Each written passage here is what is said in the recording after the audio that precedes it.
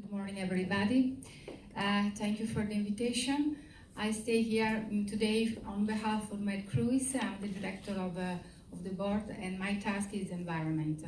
I'm very proud that the Greenport today is in Valencia. Valencia is a port of our association, and it's working very hard about environment. Have a look. Today, I talk about the larger cruise vessel and a new environmental strategy. What about Medcruise? Medcruise Association of more 100 ports is divided in 4 regions: Black Sea, Red Sea, Mediterranean Sea, and part of Ocean Atlantic. Larger cruise vessel means shipping's growing emissions problem. In this slide you see that the person, the car, the bus, the Airbus, but the cruise ship, when it's very big, it's a big word in our port. This slide you see the Harmony of the Sea by Royal Caribbean. It's funny because this cruise is length 361 meters, but if we consider this cruise like a building, is more higher than Tour Eiffel, Bulgarab, Sagrada Familia, Big Ben. So I don't know if you was in Venice. When you stay in Venice in Piazza San Marco and you see in Canal Grande the cruise is a very, very big building. So it's a problem. About the cruise emission, we will unfortunately, this is a study from Medcruise, from 2014 until 2050, we will have a big increase, especially for CO, CO2, we will have an increase of 400%. New challenges is decarbonization. What about the legal framework? Just some words. You know very well the EU directive about the LNG and cold iron is a directive of 2014/94. Article 6 provided the LNG in the port, and the second is a EU directive of 2016 number 82, the sulfur directive.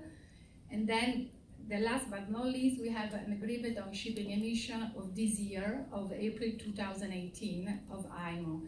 And this agreement provided carbon emission from the global shipping industry will be cut by at least half by 2050 compared to 2008 levels. Which is the imperative scenario for ports, for our ports of our association? First of all, to adopt the energy plans and to create the greatest possible self-sufficiency. Second, find economic resources to be used in new LNG, cold ironing infrastructure. Third, to integrate the policy between cruise liner and ports. It's really very important also for our association.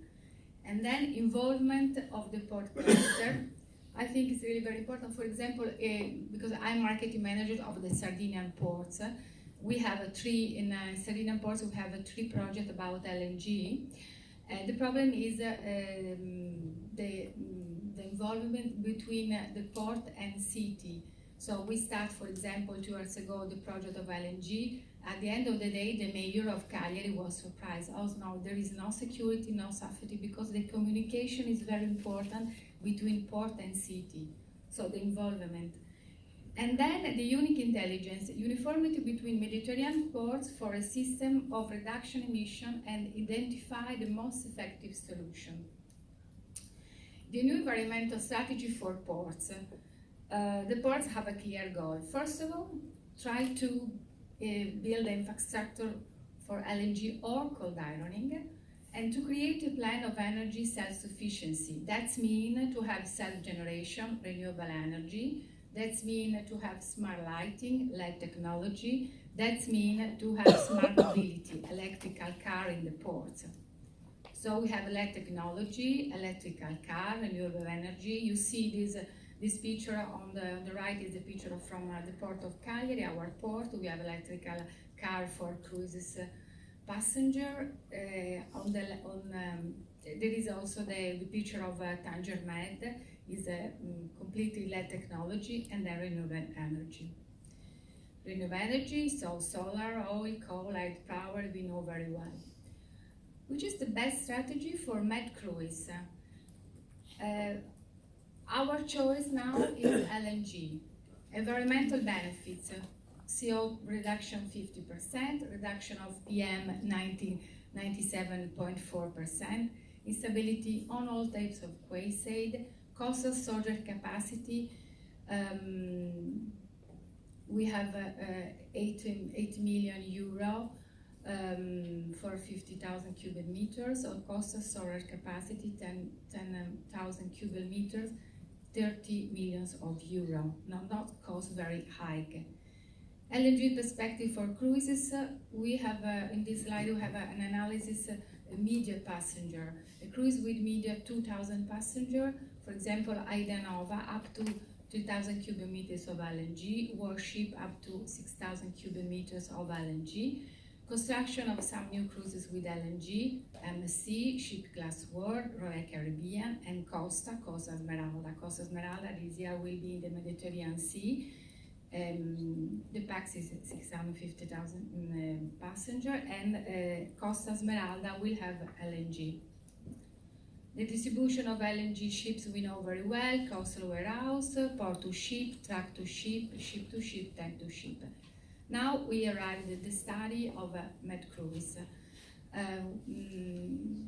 We started this study this year in May in Malta during the General Assembly of Medcruise. We presented this study. It's a survey. The result of survey is the first step, because the second step we will have the guideline about LNG. Now we have 90 LNG powered cruise ship, and the 17.92% of order book. Carnival LNG strategy: 2015 first cruise ship supplied with LNG. In 2016 Aida Prima dual fuel generator. 2017 Aida Perla used LNG in the port in the West Med. In 2018 Aida Nova will use LNG in service. New strategy: a choice for Medcruise, works of LNG. This is a working group LNG composed by Medcruise member representative. And now we'd like to show you this study. This is the first step. Do you provide LNG at your port? Yes, 90.3%. No, unfortunately, 77%. LNG map of Medcruise is the first result that we will have, but you are very happy because Spain is the only state that is ready for LNG. The other ports are working in progress, so they willing to supply LNG but are not ready, unfortunately. Medcruise ports LNG supply. We see that the truck to ship is 80%, and the barge to ship also is 20%. I think that barge to ship could be very useful solution for the ports, because sometimes in our ports we have not a lot of space to have a building about LNG. Pipe to ship is not too high, and tank to ship not so bad. Truck to ship: Barcelona, Cartagena, Alejandría, Huelva, Madeira, Marseille, Tenerife, and Valencia. Pipe to ship: Cartagena and Huelva.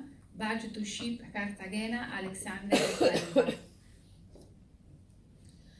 The beginning of LNG supply in Medcruise port in 2014, unfortunately, only 5%. In 2017, 15%. In 2018, 80%. So we can say that a lot of ports of Medcruise now are working for LNG. Adopting the European Directive 2014/94 and national law. Yes, 68% and no 32%.